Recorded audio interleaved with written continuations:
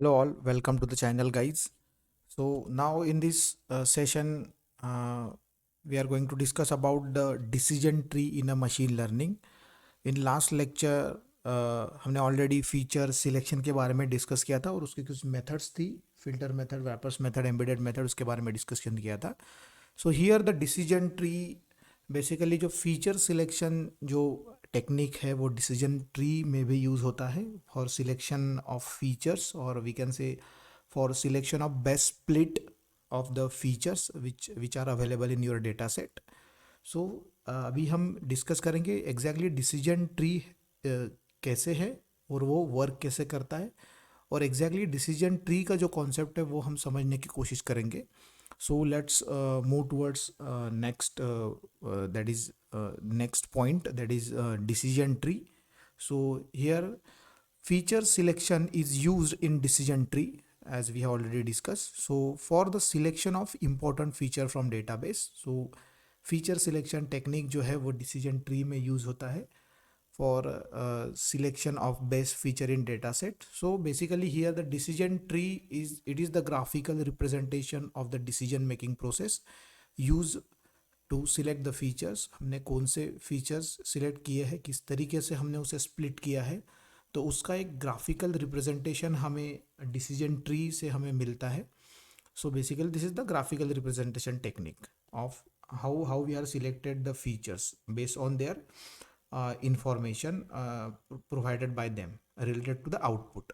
So जो output हमें चाहिए उसके related जो important features है वो हमने कैसे split किए हैं for getting the exact output that representation will get from the decision tree, right? So here if you have to understand the concept of decision tree, so some important points are there that you have to understand first. So we'll discuss one by one. So here the first point is, so the decision tree is a supervised learning technique, right? The now here we know about the supervised learning that can be used for both the classification and regression problem. Here you have to understand what is the classification and what is the regression problem. So here अगर मैं आपको basic तौर पे अगर बताऊँ कि classification और regression का एग्जांपल, तो क्लासिफिकेशन में हमें दो कैटेगरीज में क्लासिफिकेशन करके मिलता है, जैसे whether this X Y Z product is belong to the category A or belong to the category B, इस तरीके से हमें एक आउटपुट मिलेगा. सो जो कि एक क्लासिफाइड आउटपुट होगा. और whereas in regression problem में ऐसा होता है कि हमें वो प्रेडिक्शन मॉडल बना के देता है. जैसे हमें मान लो हाउस प्राइस अगर प्रेडिक्ट करना है based on the area and location, तो हम उसे एज अ इनपुट एरिया और लोकेशन प्रोवाइड करेंगे. उसे उसके बेस पे हमें वो एक टेंटेटिव प्राइस प्रेडिक्ट करके देगा based on the previous data. ठीक है, तो उसे कहते हैं हम regression model. So here this decision tree technique used for both the classification and regression problem, but mostly it is preferred for the solving classification problem, but mostly classification problem में ये use होता है. ठीक है. Next is, in a decision tree there are two nodes. So here you have to remember this term, that is the decision tree there are two nodes. दो nodes होते हैं which are decision node and leaf node. So पहला जो दो nodes के नाम आपको याद रखना है, जैसे डिसीजन नोड एक होता है और लीफ नोड होता है एक. तो डिसीजन नोड क्या है, लीफ नोड क्या है, जब हम इसका जनरलाइज स्ट्रक्चर देखेंगे डिसीजन ट्री का तब आपको ये समझ में आ जाएगा. So here only you have to remember the decision tree has two nodes, that is decision node and leaf node. So here decision nodes are used to make a decision. So जहाँ पे भी हमने जो decision लिया है, जहाँ पे भी हमने फीचर्स के अकॉर्डिंग स्प्लिट किया है, उस फीचर्स के रिलेटेड जो नोड होगा उसे हम डिसीजन नोड कहेंगे. And have a multiple branches. So decision nodes have a multiple branches. Now whereas leaf node are the output of those decision and do not contain any further branch. So here leaf node मतलब जहाँ पे हमें output मिलेगा, जो हमें required output है वो output जहाँ पे मिल जाएगा तो उस नोड को हम लीफ नोड कहेंगे. ठीक है. लीफ नोड जहाँ पे आ गया उसके बाद कोई अदर ब्रांचेस वहाँ से स्टार्ट नहीं होगी. So leaf node is we can consider as a end of that decision tree. So the next point is, in order to build a decision tree, we use the CART algorithm, that is CART algorithm. And CART means classification and regression tree algorithm. So here the CART algorithm is used to build the decision tree, or we can again consider one more algorithm to build a decision tree, that is ID3. ID3 करके एक algorithm होता है, वो भी decision tree build करने के लिए use होता है. So basically ID is nothing but the iterative dichotomizer, ऐसा करके एक algorithm है, iterative dichotomizer 3. So वो भी algorithm हम यूज करते हैं to build a decision tree. So here the next important point is, the decision tree simply ask a question, and based on the question answer yes or no in a further split tree is tree into a sub tree. मतलब जो basically हम decision tree से जो जिसका answer में भी S और no इस टर्म में होगा, उसी तरीके के हमें आउटपुट मिलेगा, या उसी तरीके से आंसर्स हमें मिलते हैं at the end of the decision tree, और at the at the leaf node we can say here. So इस तरीके से these are the important term related to the decision tree. By using these terms, or by using this important point, you can understand the concept of decision tree. Now move towards the next point. So here this is the generalized structure of decision tree, जो हमने last point में देखा था, nodes, leaf node, decision nodes. So here you can understand the concept of leaf node and decision node.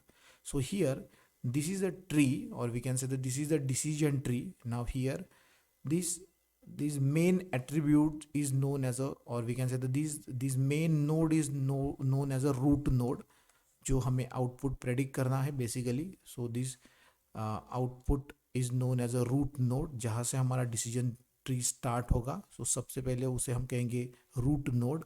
Now here, now this root node is divided into this sub decision node, we can say.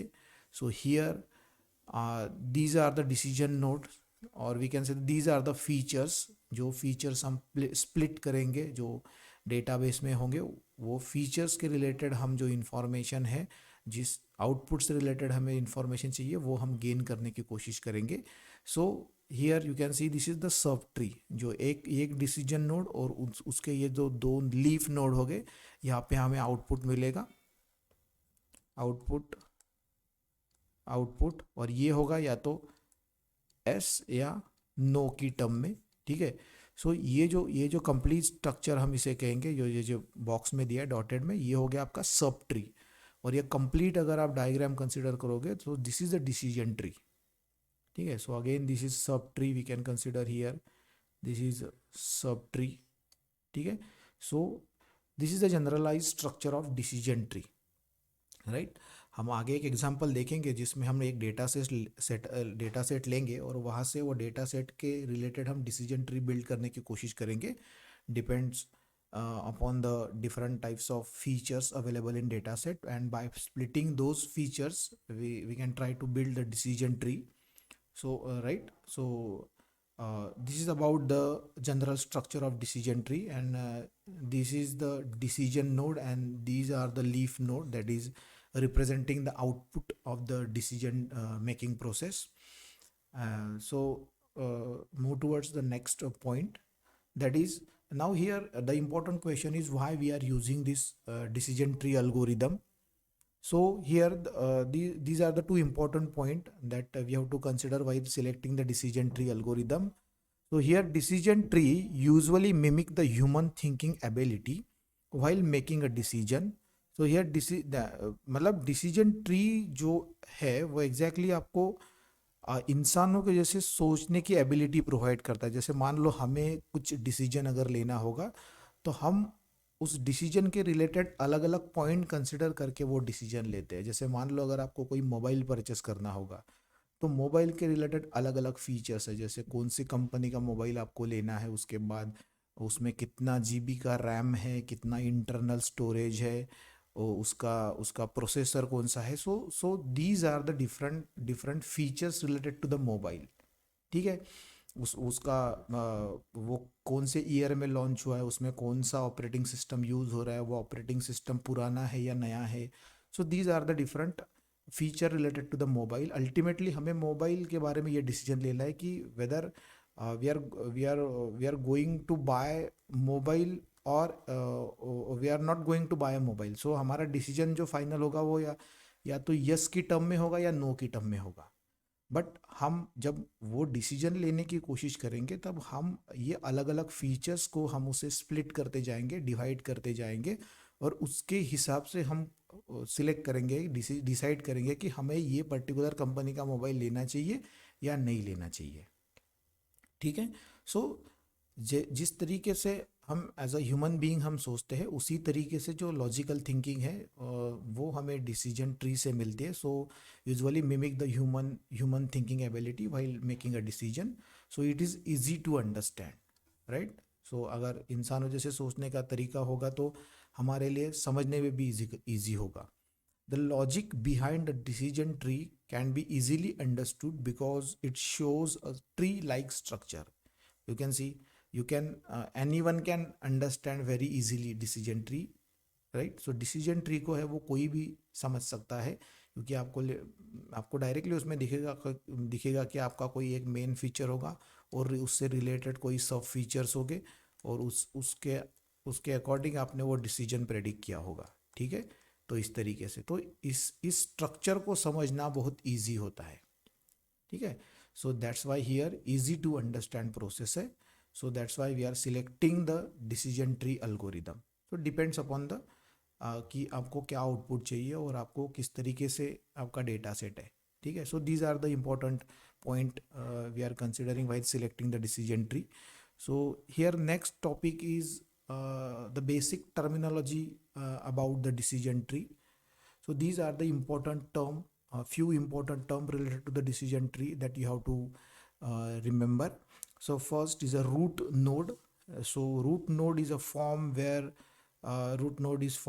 the decision tree start. So जहाँ से आपका decision tree start होता है, उस node को हम कहते हैं root node, right. It represent the entire database. So this root node के जो हमें होगा, जो रूट नोड हमें सारे डेटा सेट के बारे में इंफॉर्मेशन प्रोवाइड करेगा. ठीक है. Now next is a leaf node. Leaf node are the final output. We already discuss about the leaf node. So ये जो हो गए आपके, ये सारे लीफ नोड हो गया. लीफ नोड के बाद में कोई अलग ब्रांचेस नहीं रहेंगी, या फिर हम लीफ नोड को कोई अलग डिसीजन नोड में कन्वर्ट नहीं कर सकेंगे. लीफ नोड पे आपको फाइनल आउटपुट ही मिलेगा. ठीक है. So here again third important point related to the decision tree is splitting. So here is the example of splitting. So decision node, again this feature is splitted into this two, we can say two features are there. वो जो features हमने split किए यहाँ पे, ये first feature होगा, ये second features होगा. सो इस तरीके से आप अलग अलग जो फीचर्स है उसके अकॉर्डिंग उसको स्प्लिट करते जाते हो और वो आप डिसीजन पे पहुंचने की कोशिश करते हो. सो डिसीजन ट्री इस तरीके से बिल्ड होता है. तो third one is a branch, और we can say the subtree, जो लास्ट में हमने देखा था. तो this is the subtree. एक ट्री लाइक स्ट्रक्चर फॉर्म होगा जो मेन ट्री के अंदर होगा. So this is called as a subtree, right. So the subtree form by splitting the tree. जैसे जैसे आप ट्री स्प्लिट करते जाओगे उस तरीके से आपको नंबर ऑफ सब ट्री मिलती जाएगी एक डिसीजन ट्री के अंदर. Now this is the pruning. Pruning is the process of removing the uh, unwanted branches from the tree. If any unwanted branches are available in a tree, so the process of removing these unrelated or unwanted branches is called as a pruning, right? So the parent and child node, the root node of the tree is called as a parent node. ये जो root node रहेगा इसे हम कहेंगे P parent node, और ये बाकी and other nodes are the child nodes. मतलब ये जो सारे नोड्स रहेंगे ये रहेंगे child node.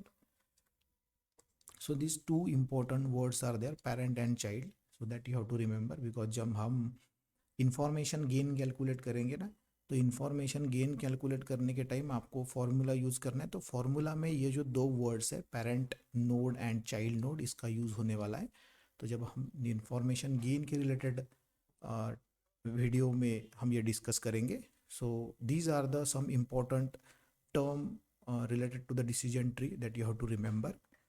Now the next is the example of decision tree, how to make a decision tree, or how how to use the decision tree to get any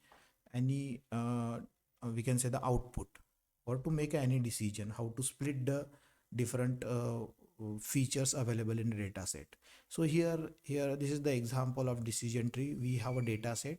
So this data set is containing some data about the weather conditions. So here let's say we have a data set of weather conditions, and corresponding to the weather people go outside or not. So here according to this weather condition, so हमें ये predict करना है whether this person is going outside or not, मतलब ये बाहर निकलेंगे लोग या नहीं निकलेंगे, तो ये हमें प्रेडिक्ट करना है।